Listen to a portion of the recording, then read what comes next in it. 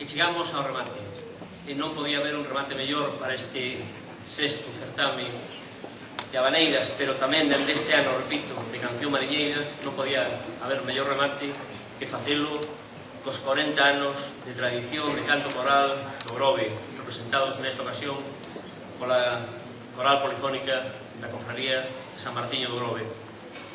Antes donte subían a este escenario para recibir a súa presidenta Dolores Cabanelas e a directora, unha excelentísima mezzosoprano, Josefa Dorado, para recibir o máximo galardón que concede o Concello do Grove, que é a súa medalla de ouro, as centolas de ouro. E aún costa de traballo creer que tuvieran que esperar 40 anos para recibir un galardón que recibiron outras persoas e outras entidades, non digo que sin merecementos ni moito menos, pero que seguramente con non tantos merecementos como esta coral, que despois de 40 anos entregándose cada día, cada ano, cada concerto aos veciños e veciñas con unha xenerosidade fora de dúbidas, que tiveran que esperar 40 anos aún parecen demasiado anos. Por eso eu creo que para rematar este concerto non podía haber mellor peche, mellor galardón, mellor broche que a Polifónica da Confraría de San Martiño. Van facer con Mariñeiro, despois Blanco Velero de Mari Carmen Díaz Lago, remate tan con Lévame, unha popular en versión de Joaquín Carvajal, e a última será no fermoso Areal de Francisco Gago Lubián. A última, se a vos non se vos dá por pedirle máis. Gracias.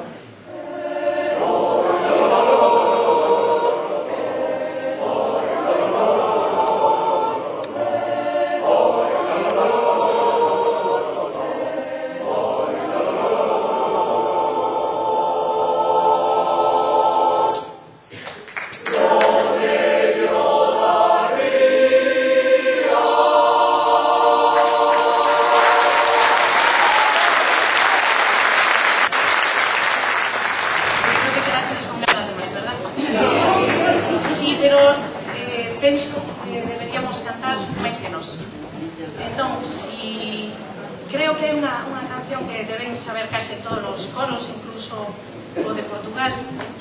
Eu diría que se achegan todos os compañeros que cantaron con nos hoxe e cantamos todos xuntos o Galo Comadre, porque quizás sea unha boa forma de rematar este acto. Por favor, que se acheguen todos.